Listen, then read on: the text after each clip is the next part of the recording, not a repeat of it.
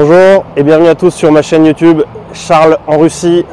Aujourd'hui, je me trouve en plein cœur de Moscou, devant le parc Gorky Park, qui est un emblème emblématique de la ville de Moscou, qui est le plus grand parc avec plein d'activités.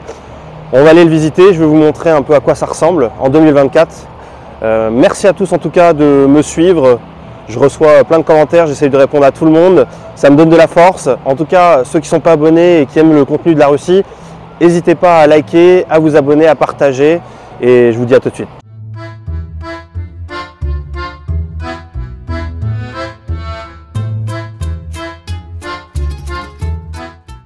Alors aujourd'hui, on va aller visiter le parc qui s'appelle Gorky Park, qui a été construit en 1928 en plein cœur de la ville de Moscou par Maxime Gorky. Au début, ça a été conçu pour faire un parc d'attractions. Donc il y avait un parc d'attractions pendant au moins 50 ans. Et maintenant, depuis 30 ans, il a été reconstruit pour accueillir les moscovites pour se reposer. Il y a plein de complexes sportifs, des restaurants, des activités, des musées. Donc on va aller découvrir ça ensemble. Ce parc, il fait 220 hectares, donc c'est gigantesque. Il est même, je dirais, composé de 3 parcs qui se suivent les uns des autres. Il y a le premier parc qui se trouve tout là-bas, de l'autre côté de la route, qui s'appelle le parc Musei. Donc là, qui est un peu plus dédié à l'art et l'histoire. Celui-là, avec toutes les activités pour les familles, et à la fin, c'est plus pour des promenades un peu plus sauvages dans le cœur de Moscou. Donc vous allez voir, il est adapté pour l'hiver et pour l'été. Le parc ne ferme jamais. C'est du 24 heures sur 24, 7 jours sur 7. Ce qui fait que pendant l'été, il y a plein d'animations qui sont très sympas. Il y a des DJ un peu partout, il y a de la musique partout. C'est vraiment une bonne ambiance. Les gens viennent se reposer, s'allonger dans les prairies. Il est super bien entretenu, le parc. Il est très joli, plein de lumière. Ce qui est intéressant, c'est que dans le parc, chaque jour, il y a environ 40 000 personnes qui viennent le visiter pendant la semaine. Donc ça, c'est la semaine, c'est déjà énorme.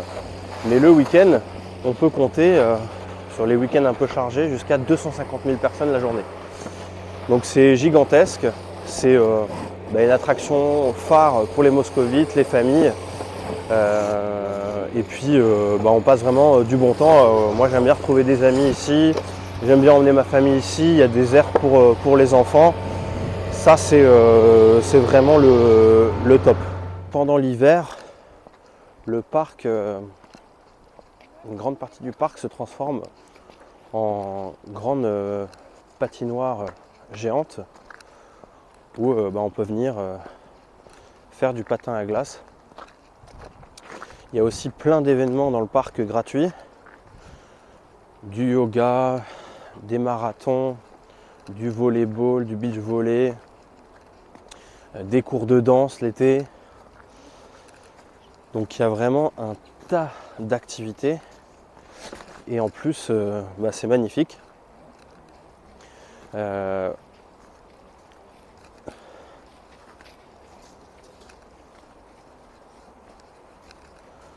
là vous voyez derrière moi, c'est les installations encore de Noël, les guirlandes qui s'allument. Et en face, on arrive à la Moskva, qui est complètement gelée, puisqu'il fait très froid ici. À savoir que nous, on rentre d'Égypte, il faisait à peu près 30 degrés. Là, il fait à peu près moins 5, moins 10. Donc vous excuserez ma voix, j'ai très vite attrapé froid. Mais regardez comme c'est joli quand on arrive au bord de la Moskva qui est complètement gelée.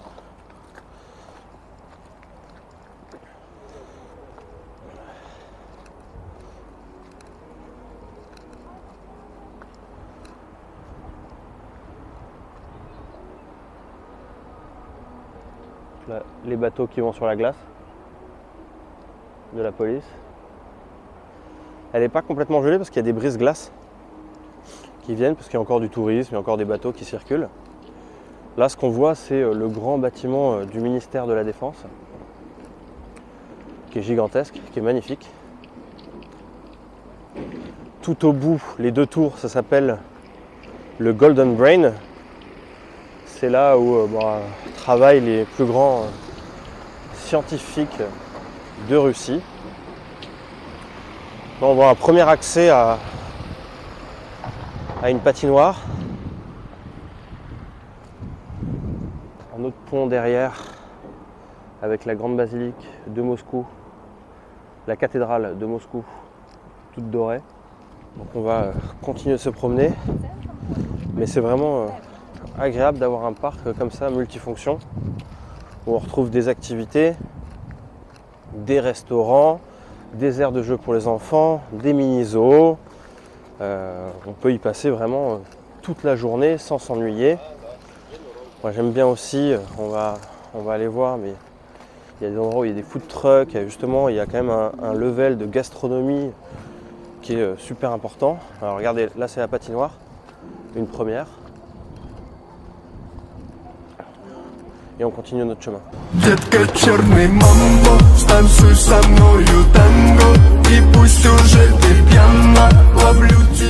Et il fait très froid, mes amis, comme d'habitude, pendant 5 mois en Russie. Et ça, effectivement, je ressens dans les commentaires, la Russie, c'est pas fait pour tout le monde, parce que le climat est quand même assez rude. Les saisons sont prédominantes, mais surtout l'hiver, où il fait quand même entre -5 et -25 de moyenne, avec des pics qui peuvent être même encore plus froids. Les journées sont très courtes. Les journées sont très courtes. Le soleil se lève à 8h30, 9h, et à 15h30 il fait nuit. Donc ça met quand même dans un climat général de fatigue. Et on a du mal à s'habituer. C'est pas comme quand il fait chaud, il y a du soleil, c'est l'été, etc. Il fait froid, il n'y a pas beaucoup de soleil. Moscou en plus c'est une ville qui est quand même assez grise. Donc ça c'est un climat qui n'est pas évident et pas facile pour tout le monde. C'est un climat qui est rude. Mais j'ai envie de dire en même temps, ça renforce, ça rend plus fort. Et Moscou est quand même une ville dynamique, il y a tellement de choses à faire que dans tous les cas, si on veut bouger, on peut.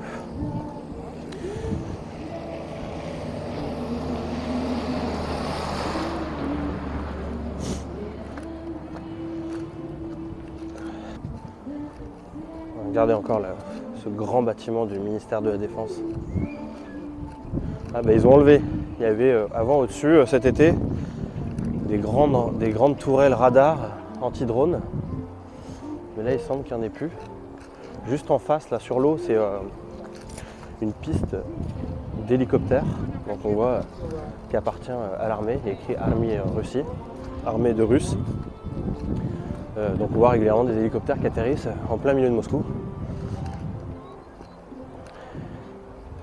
Voilà un peu la vue qu'on peut avoir de ce côté-là. Donc on va rentrer un peu plus à l'intérieur du parc, mais donc tout ça c'est piste cyclable, roller, l'été les trottinettes, les gens font des footings. C'est un peu ce qu'on peut connaître en France, mais c'est vrai qu'il y a une belle dynamique sportive dans le parc. Là on arrive dans un espace que j'aime beaucoup. C'est l'espace gastro-parking où il y a plein de food trucks. Où on peut manger différents types, il y a des kebabs, des burgers, du grec, des pizzas. Regardez, autour de moi. Donc ça c'est sympa. Il y a un espace intérieur avec la possibilité de manger à l'intérieur. C'est design, normalement il y a aussi des DJ avec de la musique. C'est ouvert donc toute la journée, 7/7. Espace bar. Et au moins une quinzaine de food trucks différents. On peut même, alors ça c'est marrant, manger des moules ici.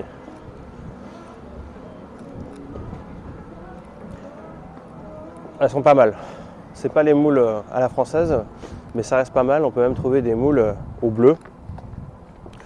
Mais c'est quand même un peu plus cher qu'en France que ce qu'on peut trouver moi sur la côte du bassin d'Arcachon. Et donc l'été, ce qui est sympa aussi, c'est qu'il y a des cinémas plein air. Moi je me souviens, il y a 5 ans, quand je suis arrivé la première fois, on était fait le bar avec de la musique, un petit cocktail, et puis après on était passé, j'étais tombé par hasard sur le cinéma plein air, où il passait, pour ceux qui connaissent, le film Shining. Donc c'était une jolie ambiance en plein milieu du parc la nuit. Très sympa. Là on arrive, donc là c'est gelé, bien sûr, il n'y a pas, mais ici l'été on peut faire du pédalo sur le lac là. Dans le parc il y a aussi un espace, donc il y a plein d'aires de jeu pour les enfants, mais c'est marrant, il y a un espace dédié pour les enfants qui fait quand même 2 hectares. L'objectif c'est l'éveil des sens des enfants à travers le toucher, enfin tout ce qui est sensoriel, et donc ça permet aux enfants de s'amuser tout en ayant des jeux ludiques et qui permettent l'éveil des sens des enfants. Là on est ça s'appelle Garage. Et c'est le musée, un petit musée de l'art moderne qui est en plein centre du parc Gorky. L'extérieur ça paye pas de mine. Là il y a le tracteur qui passe pour nettoyer la neige.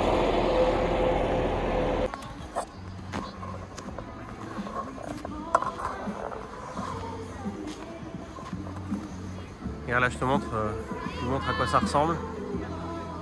Les petits chemins de patinoire, donc il y a des grandes patinoires et en même temps il y a comme des routes où on peut faire du patin. C'est hyper cool, hein. Très détente. Là les Russes viennent se détendre. Des vrais parcours pour faire du patin à glace.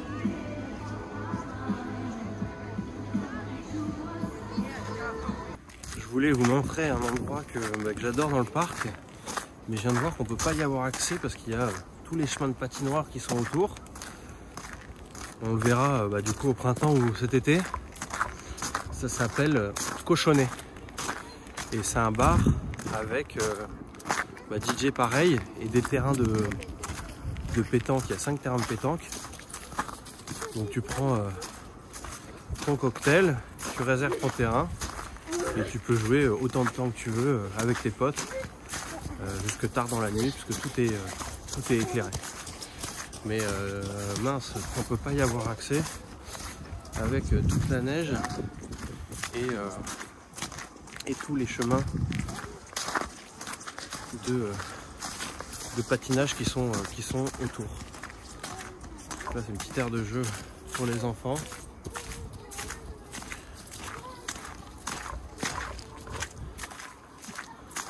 De l'autre côté, donc c'est encore des aires de jeu pour les enfants avec un restaurant. Voilà à quoi ça ressemble.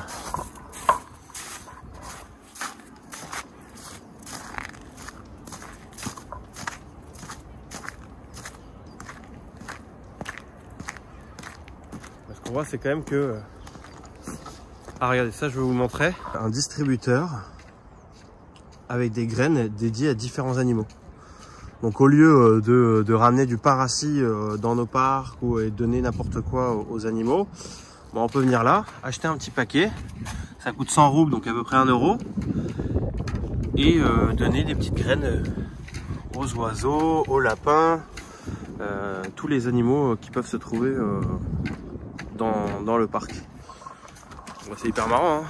Tu viens avec tes enfants, et t'achètes un petit paquet, comme ça tu peux donner à manger des bonnes choses à tous les oiseaux et les animaux qui peuvent se trouver dans le parc. Детка, черный мамбо, станцуй со мною танго, и пусть уже ты пьяна, ловлю тебя у бара. Детка, черный мамбо, станцуй со мною танго. Donc ça c'est le bar Lozed. Très sympa ce bar. Plein de cocktails, plein de musique, plein de soirées.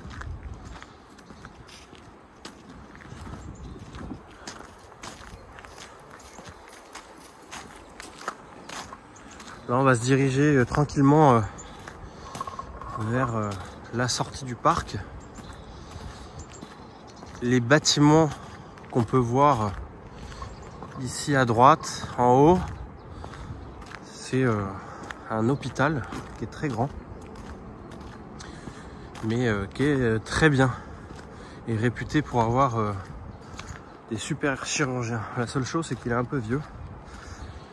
J'ai eu l'occasion de le visiter il n'y a pas très longtemps, puisque j'ai un pote qui a eu un accident de trottinette sur Moscou, un Français. Il a été renversé par une voiture et donc il a été pris en charge très rapidement et il s'est retrouvé dans cet hôpital là où ils ont fait les docteurs ont fait une super intervention et maintenant il va très bien. Il a pu retrouver sa mobilité, sa rééducation, mais même lui, je pense qu'il était surpris de la qualité du service hospitalier dans Moscou. On me le demande dans les commentaires. Et au niveau des hôpitaux, qu'est-ce que t'en penses? Dans Moscou, franchement, je trouve que c'est très bien, que ce soit pour les enfants ou pour les adultes. Les visites sont gratuites, un peu comme en France. Il suffit simplement de s'attacher à l'hôpital de son quartier. Et après, on a la possibilité d'avoir des consultations gratuites, des prises en charge gratuites sur pas mal d'interventions dans les hôpitaux. Ce qui est bien aussi, c'est qu'il n'y a pas l'effet aux urgences, on attend pendant 5-6 heures. Vu qu'il y a plein d'hôpitaux, on est pris en charge très rapidement. Donc le service hospitalier sur Moscou est très bien. Et après, quand on sort de Moscou, bon, je pense que c'est en voie de développement, hein, mais je connais pas très bien, mais j'en entends pas forcément du bien. Mais bon, on est quand même dans le pays le plus grand du monde, donc j'imagine que c'est pas facile de mettre des bons services hospitaliers un peu partout. Voilà. Donc là, c'est encore un autre restaurant. Voilà, c'est tout pour cette vidéo. En tout cas, si vous aimez comme ça les balades dans Moscou, et n'hésitez pas à me suivre. Semaine prochaine, je vous emmènerai découvrir la place Rouge et ses alentours, et ça en vaut le détour. À très vite sur ma chaîne YouTube. Ciao.